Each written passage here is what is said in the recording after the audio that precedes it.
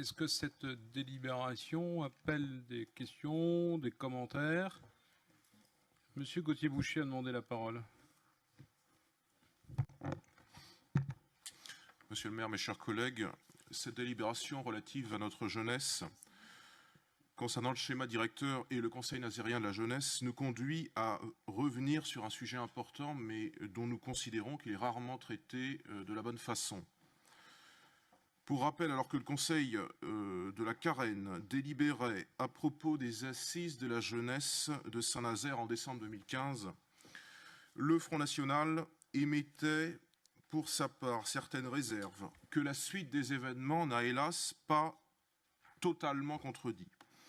Encore faut-il signaler que ces assises, donc qui ont été organisées le 27 février dernier à l'Agora, ont au moins eu une vertu, que rappelle d'ailleurs cette plaquette, c'est celle de la parole libre accordée à nos jeunes, ce qui a permis de mettre en exergue un certain nombre de problèmes récurrents dans la ville de Saint-Nazaire. Or, loin de dresser le tableau que la majorité semblait peut-être attendre d'eux,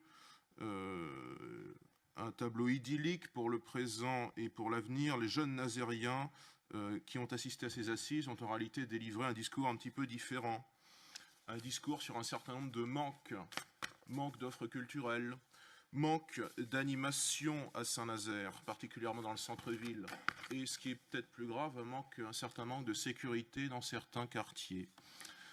À ce titre, l'ouverture annoncée dans le centre-ville nazérien d'un nouveau lieu consacré à la jeunesse est une excellente nouvelle, il est plus que bienvenu, mais pour le reste, monsieur Renvotte, le compte n'y est pas.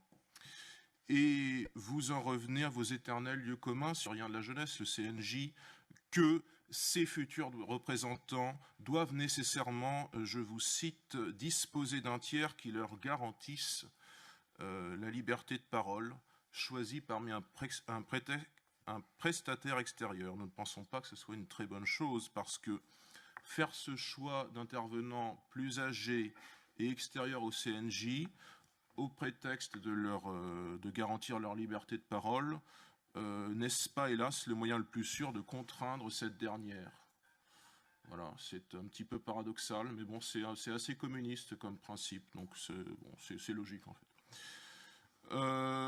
Il nous faudra répondre à cette question, il vous faudra répondre à cette question, une vraie réponse, hein, pas simplement éluder la question. Une question, une réponse, s'il vous plaît. Responsabilisons notre jeunesse, ne l'infantilisons pas. Précisons cependant que nous saluons la mise en place, donc dans les jours à venir du CNJ, si j'ai bien compris c'est le 8 octobre, non sans toutefois de sérieuses réserves, à la fois sur ses modalités d'organisation et sa représentativité future. Nous ne nous faisons pas trop d'illusions sur la propagande politique, qui est une propagande douce, mais qui est une propagande tout de même, qui sera assénée compte tenu de l'implication de la Fédération Léo Lagrange dans ce dispositif, qui est une je ne sais pas si c'est une association, un organisme en tout cas, qui est clairement engagé à gauche. Plus généralement, nos réticences restent les mêmes que celles que nous avions exprimées il y a à peu près 2 ans lors de la constitution des nouveaux conseils de quartier, qui étaient censés être des laboratoires de démocratie locale et qui sont devenus, dans certains quartiers, eh bien, des organisateurs de kermesse, ce qui est un petit peu léger quand même, hein. Je me rappelle d'une séance d'un conseil de quartier, c'était au mois de mai ou juin, où on discutait quand même de la forme des écailles qui devaient être celles de petits post-it qui représentaient des poissons en papier, qui elles-mêmes devaient constituer un plus grand poisson, qui constituait un arbre à idées. Bon, c'est un petit peu léger quand même, et ça n'est pas réellement notre conception de l'engagement public qui est plus sérieuse que ça, qui est peut-être un peu altière, mais qui est plus sérieuse que ça.